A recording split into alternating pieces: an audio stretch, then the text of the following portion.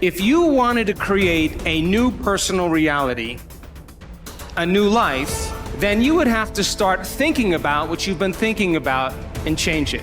You would have to become aware of your unconscious thoughts and observe them.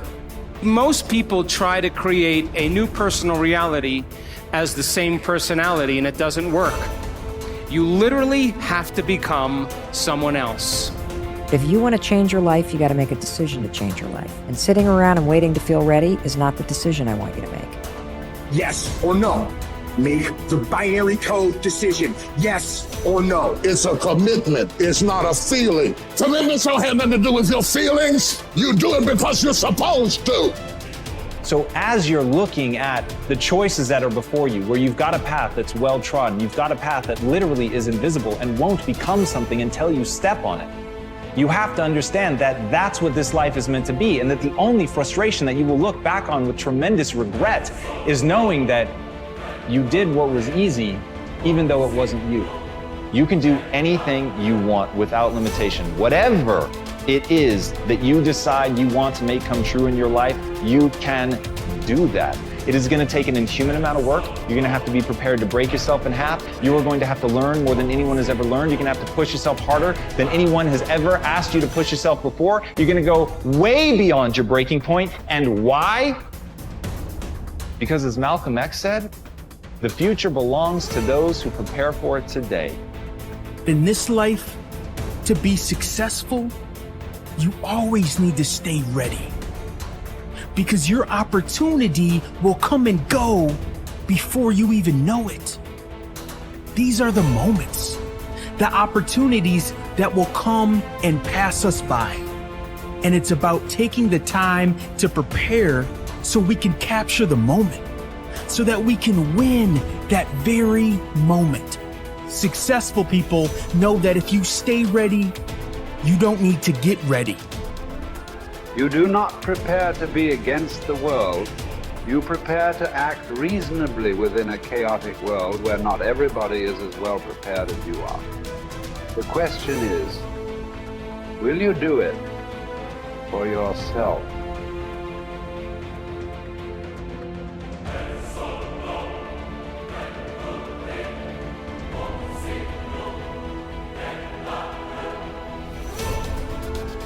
Manifesting is intentionally training your brain and your nervous system to believe in something that hasn't happened yet. That's what manifesting is. Manifesting is a power tool. It's backed by neuroscience. It is backed by years of research. And when used properly, it helps you achieve your goals because it helps you prepare to do the work. I use science-backed manifesting tools every single day to shut down the negative conversations in my life and to live a big life and to take big risks. And dude, Olympic athletes use manifesting. And we're going to get into how Olympic athletes and the world's leading, business leaders and successful people everywhere use it. But I'm telling you right now, the way you shut down your internal conversation that is holding you back is manifesting. Manifesting is one of the first things you have to learn how to do to get started on making this a reality. So what is manifesting? Manifesting is mentally training for getting what you want. That's all that it is. It is part of the toolkit that successful people around the world use. Let me tell you what manifesting is not. Manifesting is not thinking thoughts and then hoping they come true. That is what people do on their 7th birthday, and they blow out the candles. That is not what we are doing here. Manifesting is based in neuroscience. It is a tool that you are going to use precisely, intentionally, systematically, with purpose. Because you use manifesting to rewire your mind and your body and your spirit to help you do the work to achieve your dreams.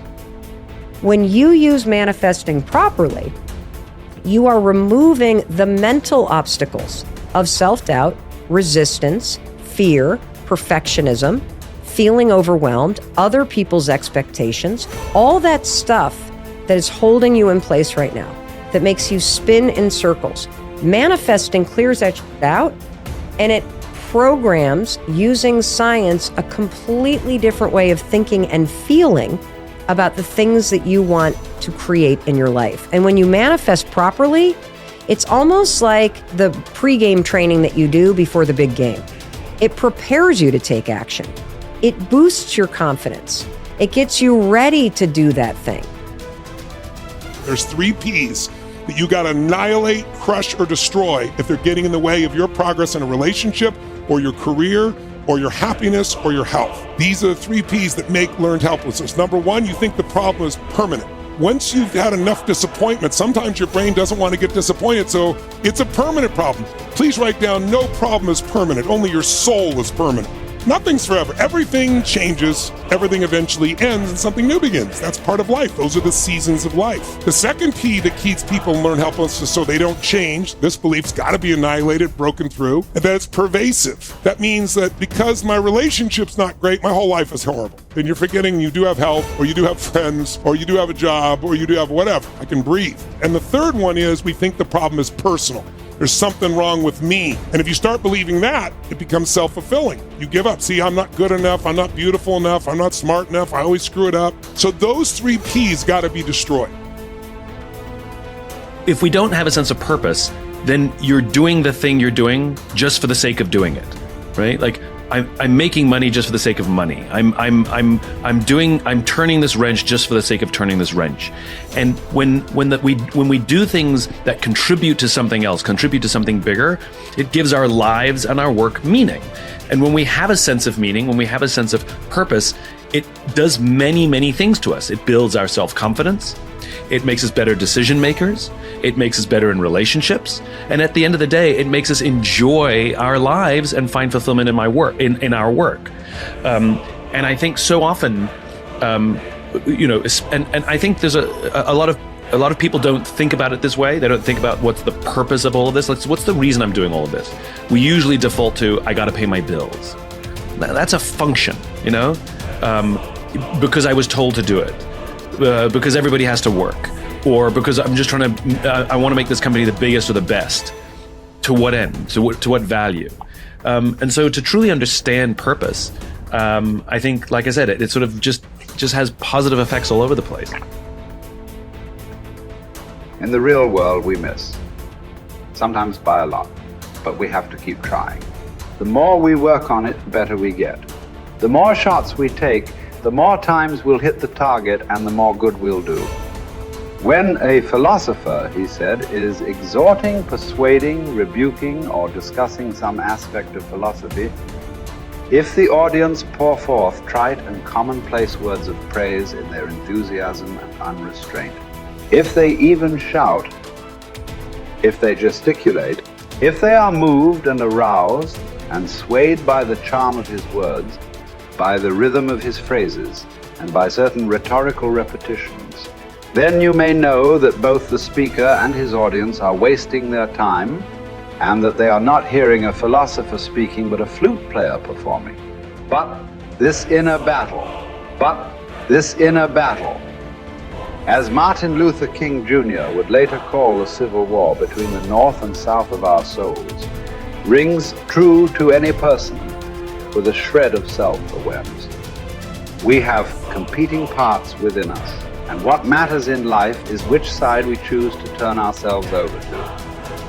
One must design one's life, Posidonius said, to live contemplating the truth and order of the universe, and promoting it as much as possible, being led in no respect by the irrational part of the soul comes his way. A wise man can make use of whatever comes his way, he said, but is in want of nothing. On the other hand, he said, nothing is needed by the fool, for he does not understand how to use anything, but he is in want of everything. There is no better definition of a Stoic. To have but not want, to enjoy without needing. The ending day sees them brought low. If the breaking day sees someone proud, the ending day sees them brought low. No one should put too much trust in triumph. No one should give up hope of trials improving. Clotho mixes one with the other and stops fortune from resting, spinning every fate around. No one has had so much divine favor that they could guarantee themselves tomorrow. God keeps our lives hurtling on, spinning in a whirlwind,